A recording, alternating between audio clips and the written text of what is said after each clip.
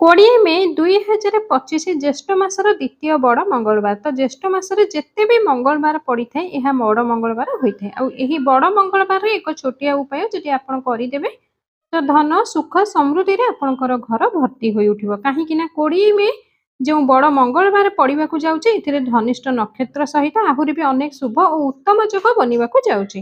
ତ ଦେଖନ୍ତୁ ଧନିଷ୍ଠ ନକ୍ଷତ୍ରର ମାନେ ହେଉଛି ଧନର ନକ୍ଷତ୍ର। ଯେଉଁ ଲୋକଙ୍କ ପାଖରେ ଧନର କମି ଅଛି, ଧନ ଆସୁନାହିଁ କିମ୍ବା ଧନ ଆପଣଙ୍କ ପାଖରେ ରହୁନାହିଁ, ଯାହା ମୁଣ୍ଡରେ କରଜର ବୋଝ ରହିଥାଏ, ଯେଉଁ ଲୋକ ଧନକୁ ବଢ଼ାଇବାକୁ ଚାହାନ୍ତି ତ ଆପଣ କ'ଣ କରିବେ ନା ଓସ୍ତ ଗଛରୁ 11ଟି ପତ୍ର ଆଣିବେ ଆଉ ସେହି ପତ୍ରକୁ ଭଲସେ ଧ୍ୟାନ ଦେବେ। ସେହି ପତ୍ର କଟା କିମ୍ବା ଛିଣ୍ଡା ହୋଇନଥିବ। ସେହି ପତ୍ରକୁ ଜଳରେ ସଫା କରିଦେବେ, ଗଙ୍ଗା ଜଳ ଛିଞ୍ଚିଦେବେ। ତାପରେ କେଶରିଆ ବାଲା ସିନ୍ଦୁର ଯାହା ହନୁମାନ ପ୍ରଭୁଙ୍କୁ ଚଢ଼ାଯାଏ ତାହା ହେଉଛି କେଶରିଆ ସିନ୍ଦୁର। ସେହି ସିନ୍ଦୁରରେ ଆପଣ ଅଳ୍ପ ପାଣି ମିଶାଇ ସେହି ସିନ୍ଦୁରକୁ ସେହି ପତ୍ରରେ ଶ୍ରୀରାମ ଲେଖିବେ। ସେହି ପତ୍ରକୁ ମାନେ 11ଟି ପତ୍ରକୁ ମାଳା ବନାଇଦେବେ। ତାପରେ ହନୁମାନଙ୍କ ମନ୍ଦିରକୁ ଯିବେ, ସେହି ମାଳାକୁ ହନୁମାନ ପ୍ରଭୁଙ୍କୁ ଅର୍ପଣ କରିବେ। ଏହି ଛୋଟିଆ ଉପାୟ ମଙ୍ଗଳବାର ଦିନ କରିବା ଦ୍ୱାରା ଆପଣଙ୍କର ସବୁ ଜିନିଷ ମିଳିବ ଯାହା ଆପଣ